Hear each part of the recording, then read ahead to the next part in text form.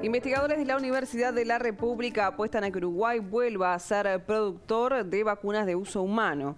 Para eso, el primer objetivo es la creación de una agencia de vigilancia sanitaria tras los cuestionamientos de la Organización Panamericana de la Salud.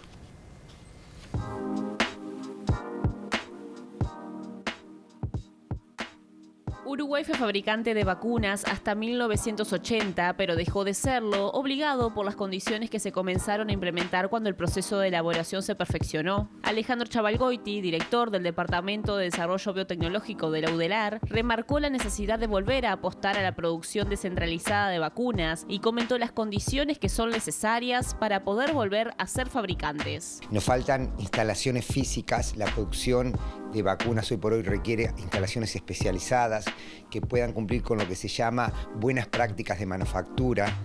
O sea, la producción de biológicos, que incluye vacunas y otro tipo de medicamentos como los anticuerpos monoclonales, por las características que tienen, que hacen uso de organismos vivos, requieren un control de proceso muy estricto en todos los pasos, desde que se compran las materias primas que se hacen hasta que se terminan envasando el producto final, que tiene que ser seguido con protocolos muy específicos y, entre otras cosas, eso requiere de edificios especiales.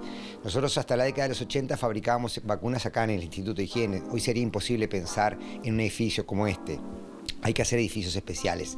Entonces, esa es una primera cosa. Nos falta una planta que pueda cumplir con esas condiciones GMP, que se quiere decir buenas prácticas de manufactura en inglés, que pueda hacerlo, que pueda ser validada. Esa planta luego tiene que ser validada internacionalmente o por las agencias que correspondan para poder producir. No contar con esa agencia significa que los productos, aun cuando se registren en Uruguay, un producto para poder venderse tiene que registrarse, ese registro no vale internacionalmente, porque la agencia uruguaya no está válida. Entonces, también faltan aspectos de ese estilo.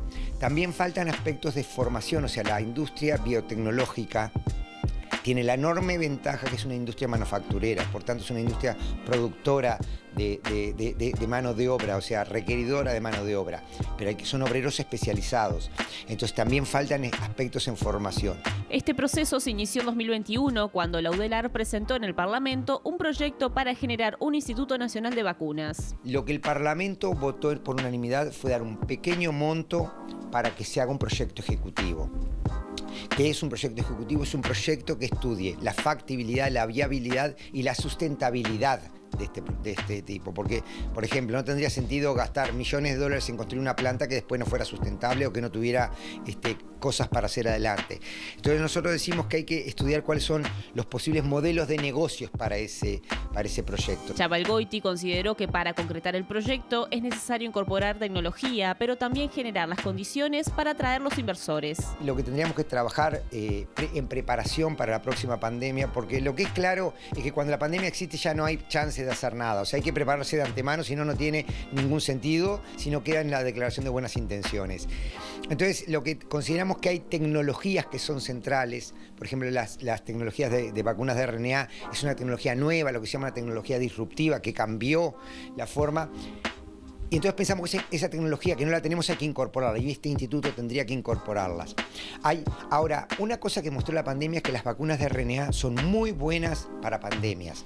¿Por qué? Porque generan respuestas muy fuertes y son muy rápidas de producir, entre otras cosas porque tienen muchos procesos sintéticos, son fáciles de producir y estandarizar.